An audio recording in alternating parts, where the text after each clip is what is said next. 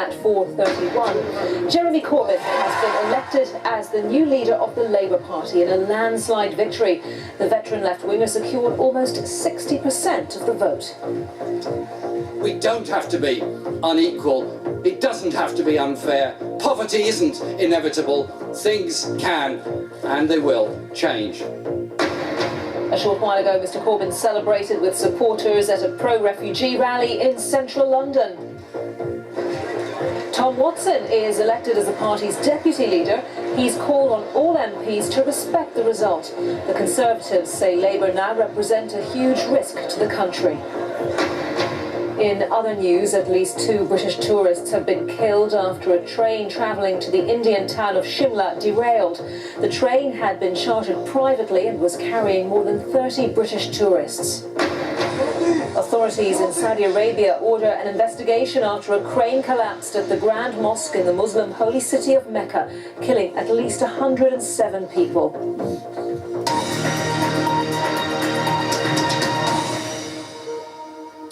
Just an update now on that train crash in India in which 2 British tourists have been killed and 1 has been injured. The Minister for Asia, Hugo Swire, confirming the deaths of those 2 British nationals, 2 women, saying his thoughts are with the family and friends of the dead and injured at this time. Teams from the British High Commission in New Delhi and the Deputy High Commission in Chandigarh on their way to the area to help those affected.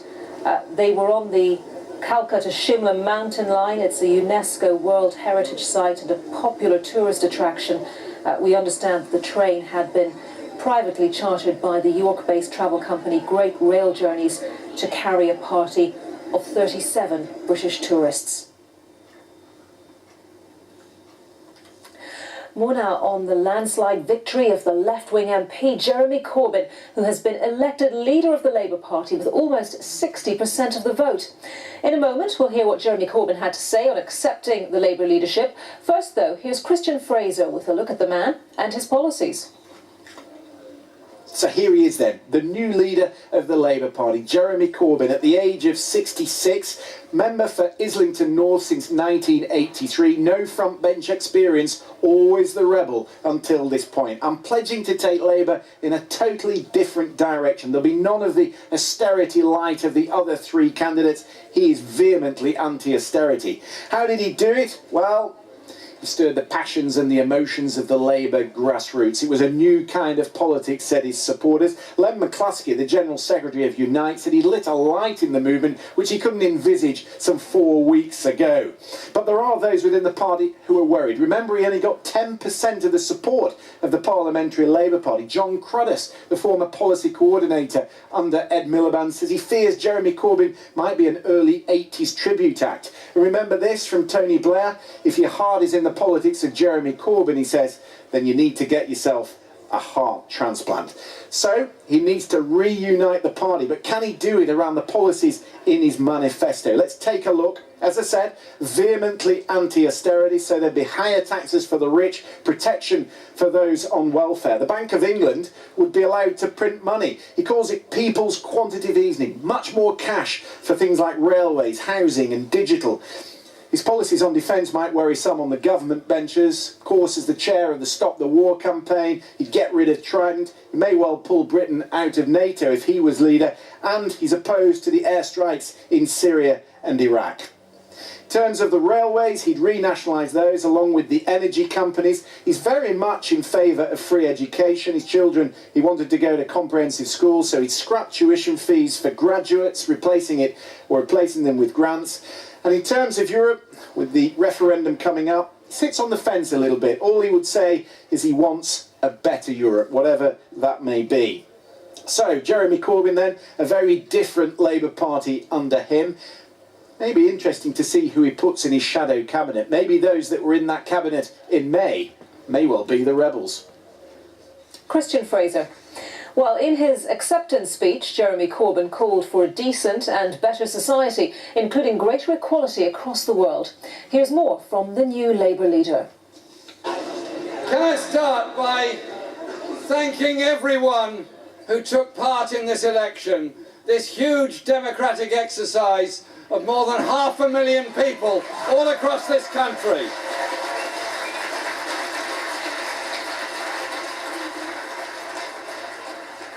It showed our party and our movement passionate, democratic, diverse, united and absolutely determined in our quest for a decent and better society that is possible for all.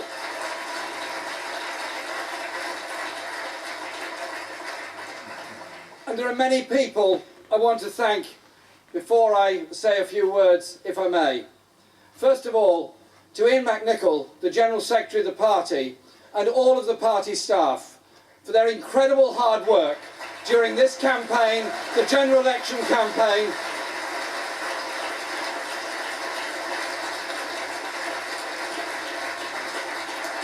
and all the other campaigns that we do and will continue to do. Ian, thank you very much, and please make sure all our staff are aware of the appreciation we all have for all of them. Thank you.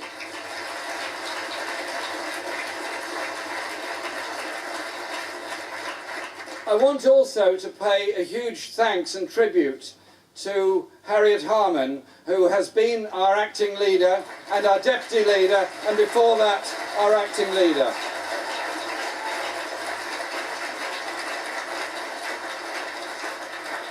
I've known Harriet for a very long time, and what I would say of her is her absolute commitment and passion for decency, equality and the rights of women in our society is something that we will honour her for, thank her for, and we have legislation that's been brought about by her determination. Harriet, thank you so much for all you've done.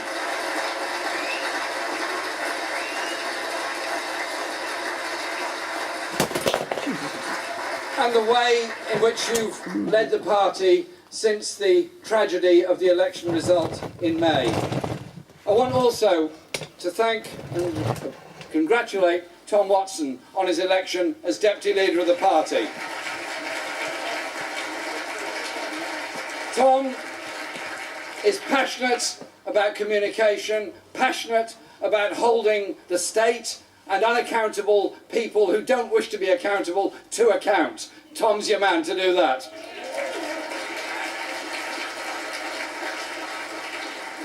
I want also to thank Ed Miliband for all the work he did as leader of our party.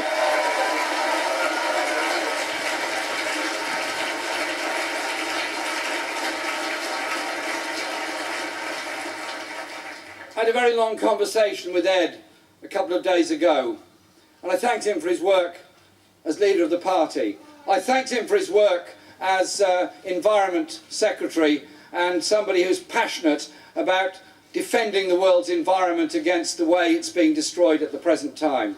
But I also thanked him for the way in which he stood up to the abuse that he received by much of our media.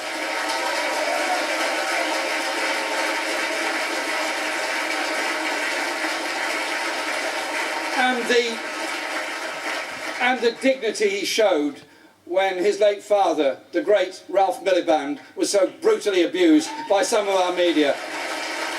So Ed, thank you for all of that. I want to thank the fellow leadership candidates. We're discussing the number, whether it's 29, 35 or 39 hustings we've been to together since this election started. We'll discuss that later and exchange diaries. But it's been a fascinating experience for all of us. And I want to thank them for the way the debates were conducted, the way that we were able to put forward political debate and political differences and still come out at the end of it with a group hug. We're going to reform ourselves as an ABBA tribute band and continue this work in the future. Andy Burnham was our Health Secretary, and Andy's passion and determination for a national health service as a human right, free at the point of use, is something that comes over every time Andy speaks.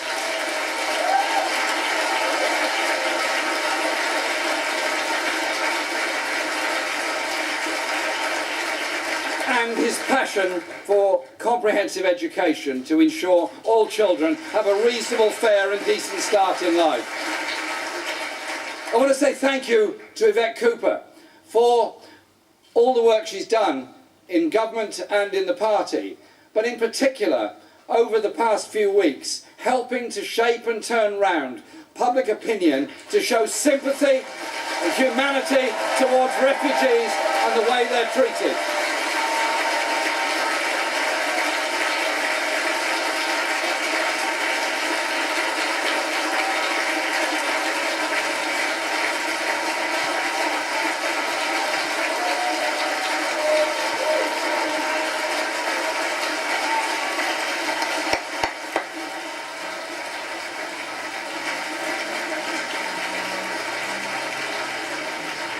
And one of my first acts as the leader of the party will be to go to the demonstration this afternoon to show support for the way refugees must be treated and should be treated in this country.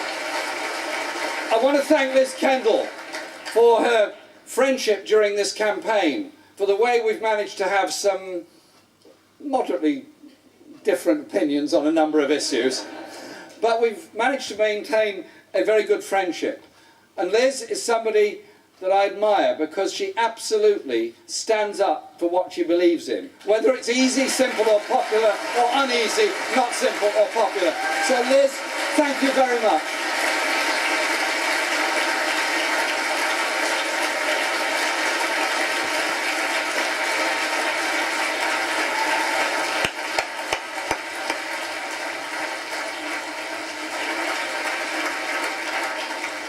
Those late night train rides will never be the same again. So thank you to my fellow candidates and to the thousands of party members that have attended the hustings events all over the country. And it's quite amazing that every one of them was completely full, standing room only, and many, many other members and supporters were unable to get along to them. That is a tribute to our party, all the candidates, both for deputy leader and for leader, and the way in which our members want passionately to engage in debate and be able to influence party policy and make our party more inclusive, more democratic, and their membership better listened to in the future. I want to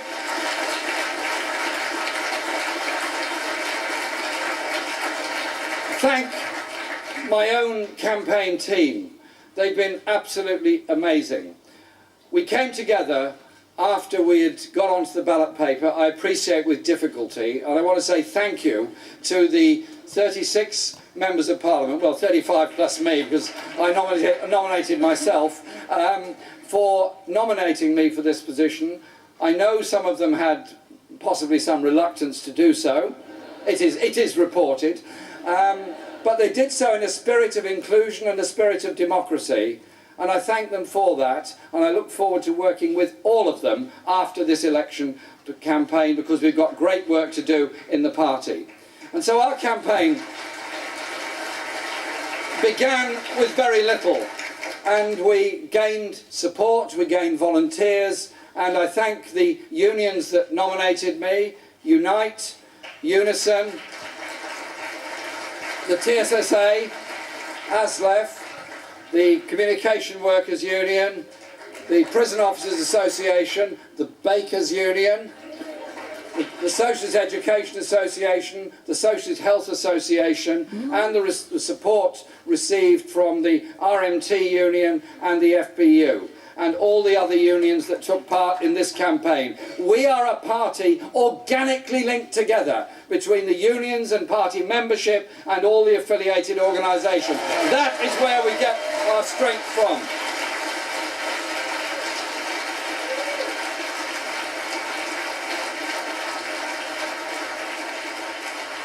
And as a former union organiser in Newpie, now part of Unison, I fully understand the importance of unions at the workplace, defending people's rights, standing up for their members, and that's why I don't appreciate what this government is trying to do to shackle unions in the trade union bill they're bringing forward on Monday.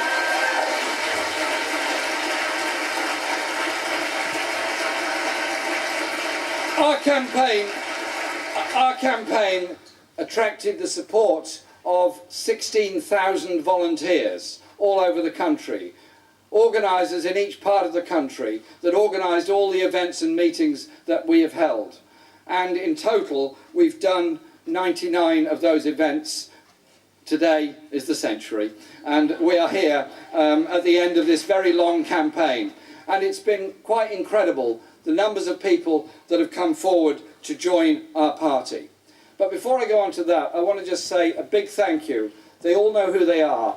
To my many personal friends, many people, everyone in Islington North Labour Party, for electing me to Parliament 8 times up until May of this year. Their fantastic comradeship, friendship and support. It's been quite amazing, and I absolutely value their advice. Sometimes it's advice you don't always want to receive, but that's the best advice you get. And I say thank you to all of them in Islington North. I also say a huge thank you to all of my widest family, all of them, because they've been through the most appalling levels of abuse from some of our media over the past 3 months. It's been intrusive, it's been abusive, it's been simply wrong.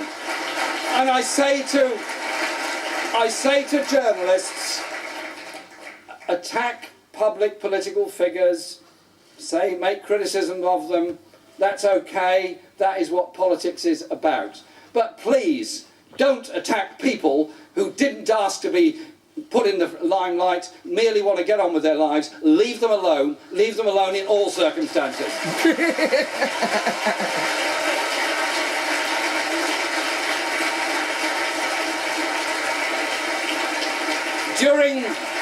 During this amazing 3 months, our party has changed. We've grown enormously. We've grown enormously because of the hopes of so many ordinary people for a different Britain, a better Britain, a more equal Britain, a more decent Britain. They're fed up with the inequality, the injustice, the unnecessary poverty. All those issues have brought people in a spirit of hope and optimism. So I say to the new members of the party, or those that have joined in as registered supporters or affiliated supporters, welcome. Welcome to our party, welcome to our movement. And I say to those returning to the party who were in it before and felt disillusioned and went away, welcome back. Welcome back to your party, welcome home. And there's the media, and maybe many of us simply didn't understand the views of many young people within our society. They had been written off as a non-political generation who were simply not interested, hence the relatively low turnout and low level of registration of young people in the last general election. They weren't. They're a very political generation that were turned off by the way in which politics was being conducted and not attracted or not interested in it. We have to and must change that. So the fight back now of our party gathers speed and gathers pace. I'm delighted that Kezia Dugdale is here today, our leader in Scotland. We're all going to be campaigning in Scotland, for Labour in Scotland, with those great traditions, those great Labour traditions in Scotland. I thank Carwyn Jones for his leadership and the way in which we're going to fight in Wales, and I congratulate them on ending the internal market in the health service in Wales, something we want to do in the rest of Britain. And I say congratulations to Marvin Rees, selected yesterday as our mayoral candidate for Bristol. We're all going to be down there, Marvin, helping you and supporting you to win Bristol. And to my friend Sadiq Khan, who's been elected as our mayoral candidate for London. Sadiq, we're going to be campaigning together. And we're going to be campaigning together, particularly on the crucial issue of housing in London. I am fed up with the social cleansing of London by this Tory government and its policies. We need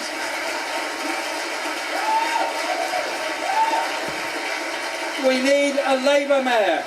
We need a Labour mayor in London who can ensure we do house everyone in London. We do end the sky-high rents. We do end the insecurity of those living in the private rented sector. We need a Labour mayor to bring that about in this wonderful great city of London. And Sadiq's the man to do it.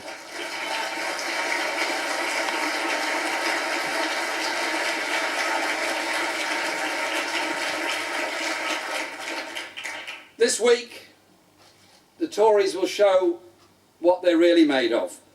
On Monday, they have the trade union bill designed to undermine even the ILO conventions and shackle democratic unions and destroy another element of democracy within our society. We have to oppose that.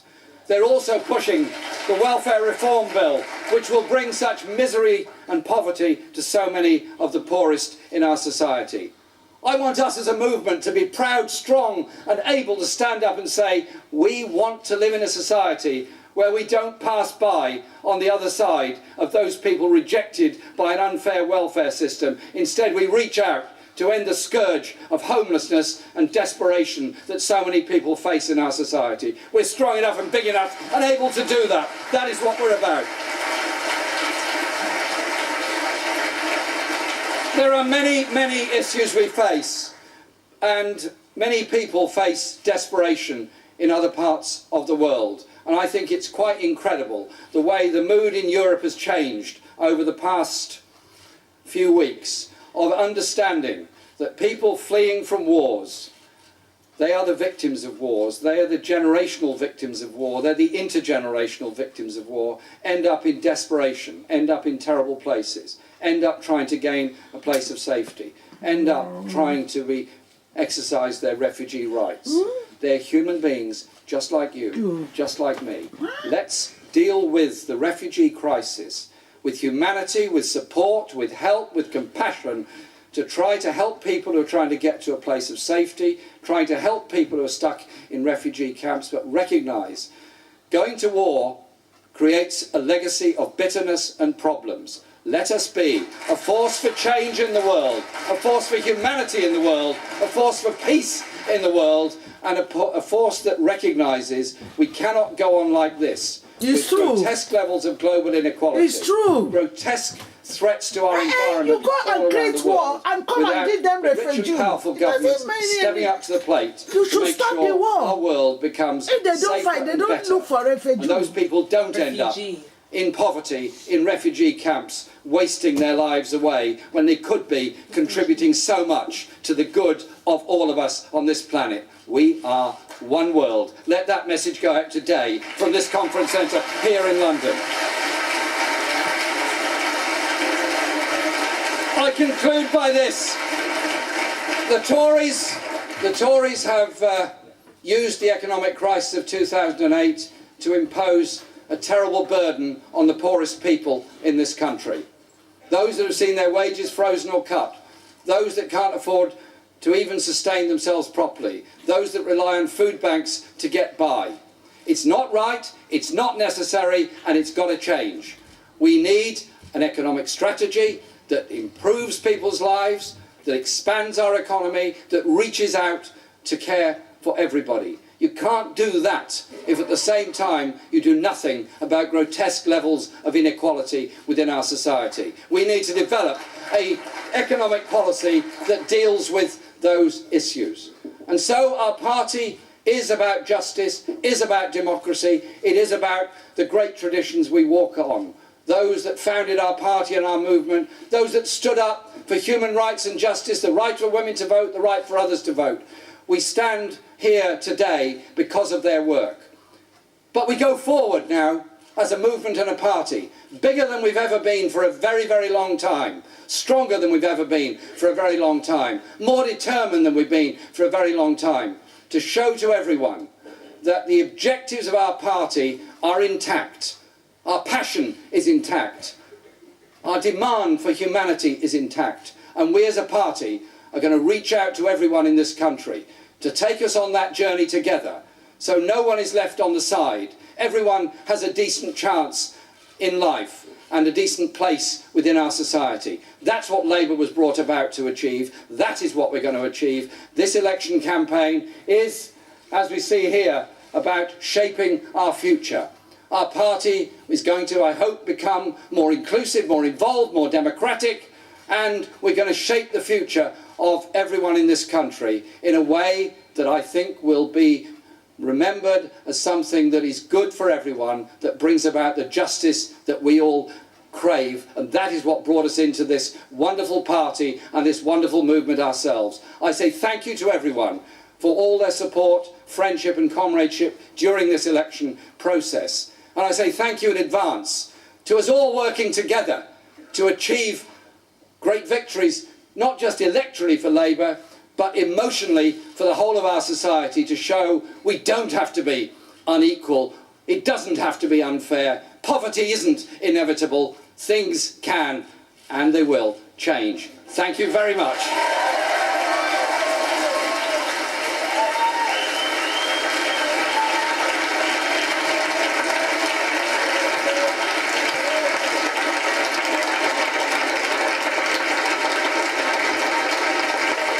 Jeremy Corbyn's acceptance speech earlier today after his victory in the Labour leadership election. We'll be live in Westminster with more reaction in just a few minutes' time. First, let's head over to the other side of the newsroom to check out the very latest with the weather. That's with Nick Miller. Hi, Nick. Hi Anita, some warm sunshine across parts of eastern England today, 22 Celsius the top temperature, but we've seen some thunderstorms run through northeast England in the past hour or two. 11 millimetres of rain in Scarborough on the North Yorkshire coast, they're pushing away. Sunshine is following on behind. Still some outbreaks of rain though in northern Scotland for a time this evening into tonight. Gales developing in the far northwest of Scotland. One or two showers dotted about through western parts, but many places will become dry overnight and clear. Temperatures a little bit cooler than this in rural spots. Some sunshine around to start the day tomorrow. Very windy in the far northwest of Scotland. The winds ease into the afternoon. Turning wet in southwest England, especially Cornwall and Devon, and some gales developing here, and outbreaks of rain reaching parts of southeast England, East Anglia, and possibly the East Midlands too. Where you stay dry with variable cloud and sunshine, temperatures reach into the high teens. Low pressure still with us on Monday.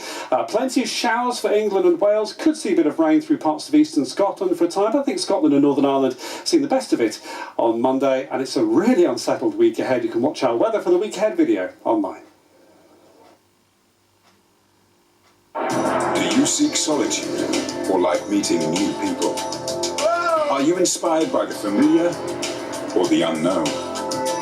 And how can you truly experience other cultures?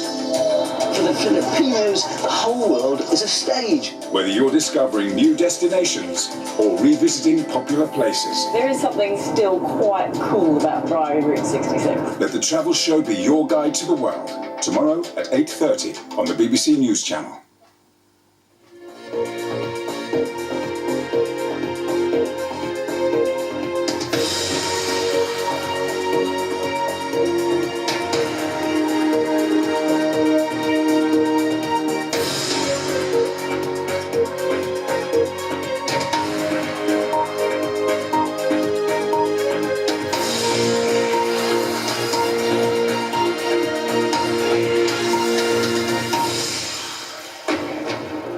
This is BBC News at 5 o'clock. I'm Jane Hill at Westminster, where Jeremy Corbyn has been elected Labour leader.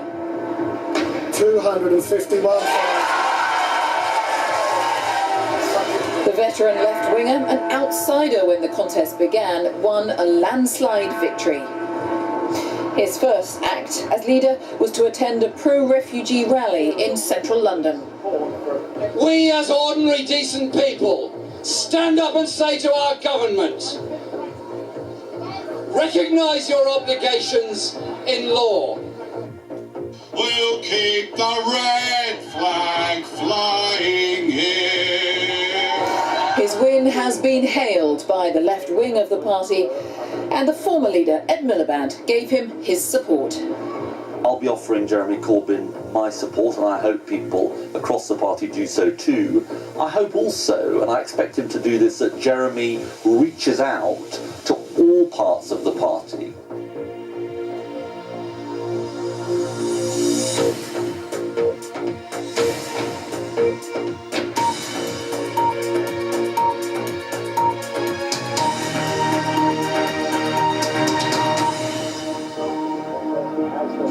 Hello and a very good afternoon again from Westminster on an extraordinary day for British politics, the day that a 66-year-old Labour backbencher was elected overwhelmingly as the new party leader. Jeremy Corbyn, who's been a backbencher representing the constituency of Islington North in London for 32 years, who started this contest as a 500-to-1 outsider, is now the leader of the opposition.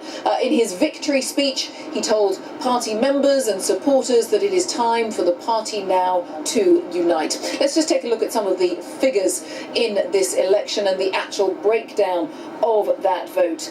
As we say, overwhelming win for Jeremy Corbyn. On the first ballot, very nearly 60% of the vote, as you can see there.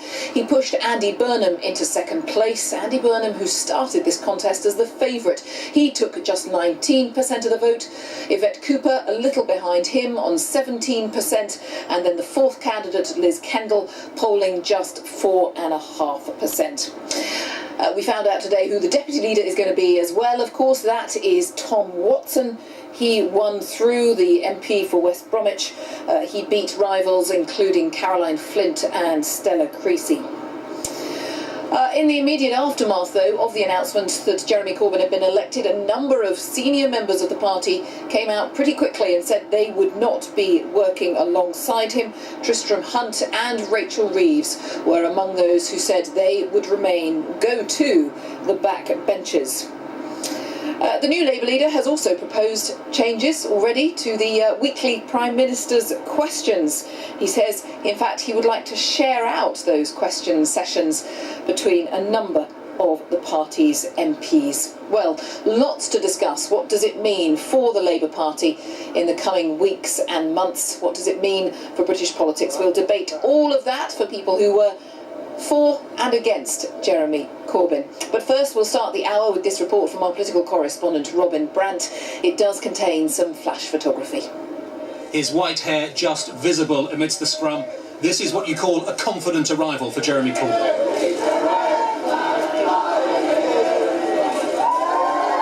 With some of his supporters singing the red flag, the anthem of traditional Labour, the man some call simply JC was propelled into the conference centre. When the result came, it was that surprise that no one had predicted when the contest began. And the scale of the victory was staggering. Jeremy Corbyn, 251,000.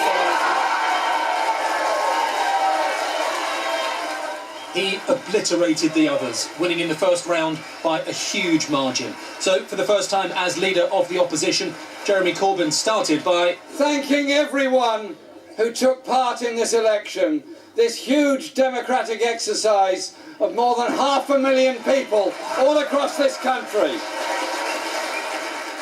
It showed our party and our movement passionate, democratic, diverse, united and absolutely determined in our quest for a decent and better society that is possible for all.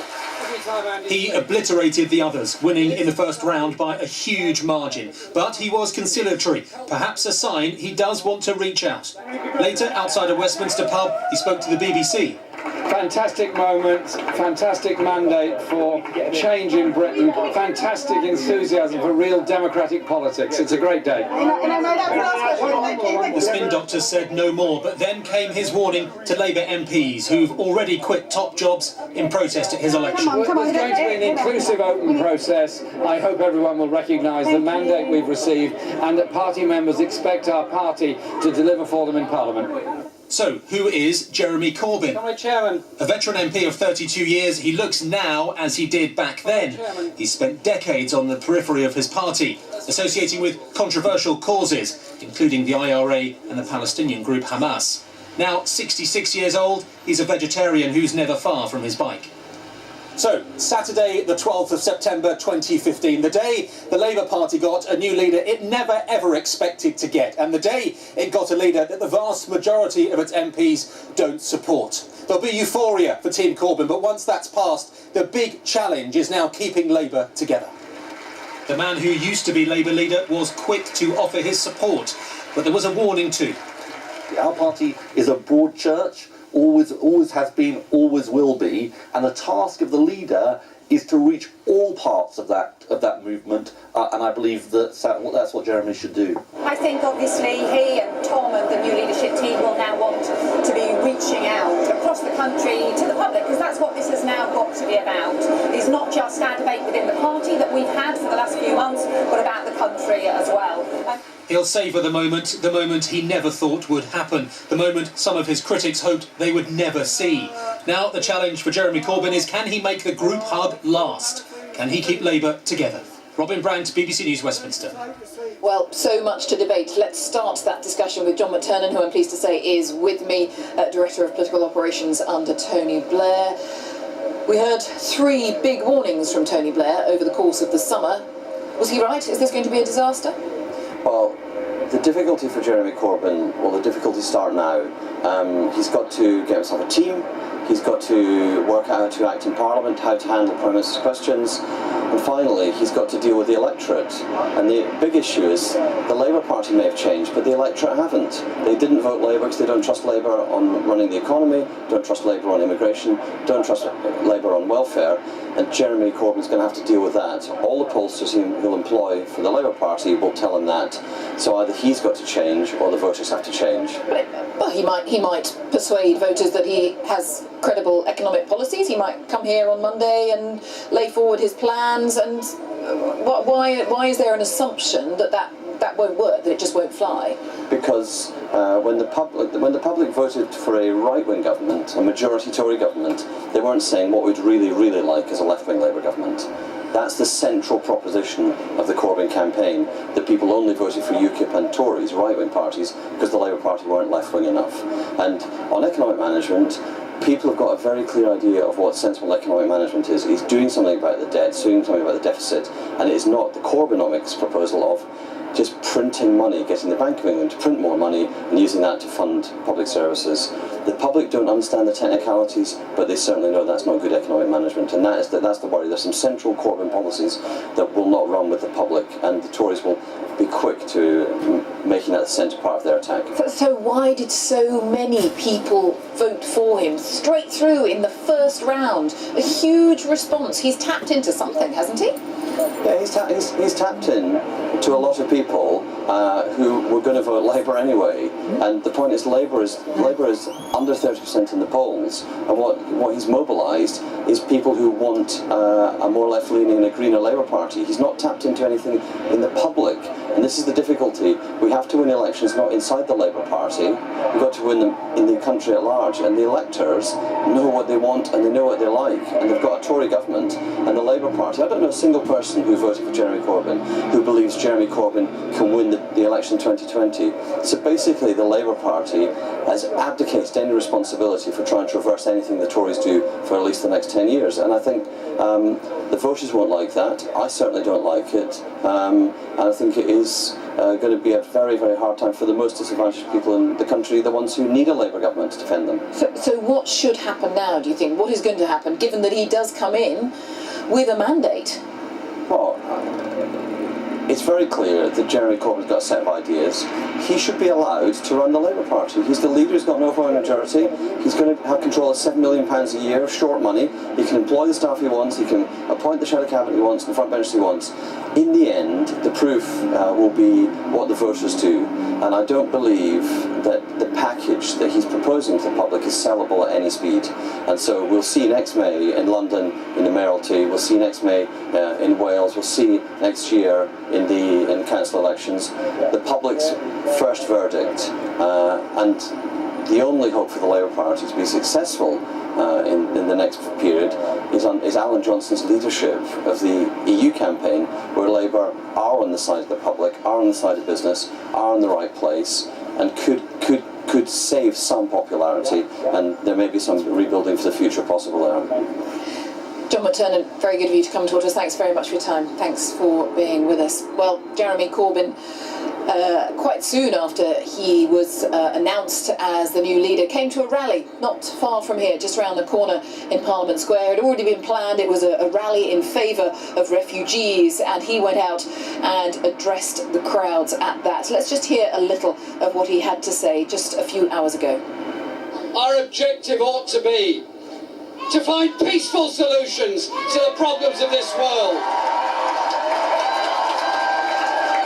to spend our resources on helping people, not hindering people, and to try and bring about that world of decency, human rights and justice.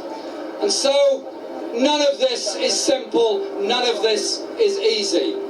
But surely we have a principle between us all, that we are all human beings on the same planet. We're all human beings who want to live. We're all human beings that want the children to live and the next generation to hopefully be better off than we are. And you think of those families eking out an existence in refugee camps all around the world. They too are ambitious. Their children too want to be artists, poets, writers, engineers, lawyers, journalists, medicine practitioners, doctors and everything else. The waste of human resources by the lack of human rights is one of the great crimes of the last and this century. So today here in Parliament Square, we as ordinary decent people stand up and say to our government, recognise your obligations in law. That would be good. Recognise your obligations to help people, which you're required to do by law. That would be good. But above all, open your hearts and open your minds and open your attitude towards supporting people who are desperate, who need somewhere safe to live, want to contribute to our society and are human beings just like all of us. So the new Labour leader there talking at that rally. Let's head to Parliament Square. Shining Light TV. There. Tell us what people have been saying to you this afternoon, Nick. Give us a sense of turnout. Everything that's been happening there. Well, Jane, the crowds are thinning out now. That stage where Jeremy Corbyn was speaking from has now been dismantled. To be honest, there's more of a carnival atmosphere here. You can see the people gathered over there dancing. There's some drum and bass, actually, just at the footsteps of Viscount Palmerston. And, of course, he was a former Prime Minister, and now Jeremy Corbyn, the man who would be the next Labour Prime Minister. The hope is that the organisers of this march hope that his presence earlier today has really shone a light on their cause. They, of course, say that the UK should be doing more to take in refugees, in particular from Syria. Of course, the Prime Minister has said that something like 20,000 Syrians will be brought to the UK. We could just see the pictures from earlier on today when it was announced that Jeremy Corbyn had won the Labour leadership contest. Lots of the people on the march, clearly Corbyn supporters. This was at the start of their journey. They then marched through central London. The numbers swelled and finally they arrived here at Parliament Square this afternoon where Jeremy Corbyn addressed them. So the organisers hope that it's been a success. Clearly they feel that having Jeremy Corbyn as the leader and addressing the crowds here, he may be able to galvanise support for them. And in terms of the numbers, hard to say. The Metropolitan Police is never that keen to put an exact number on it, but it was in the thousands, and they hope that their voices are going to be heard far and wide. Nick, thank you very much for now. Nick Beake there at the rally in Parliament Square. Let's head to Labour HQ. Our chief political correspondent Vicky Young is there. Is the new leader there, Vicky? Where do we think he is? No, he's not, but the taxi that he's been going around in for the last few hours is here, although it was empty. I mean, we'd expect that he may come here to greet staff. I mean, the big question is not just about the shadow cabinet, it's about the whole staffing of Labour HQ. Who will he bring in? What will he do to try and bring the party together, something that he keeps talking about.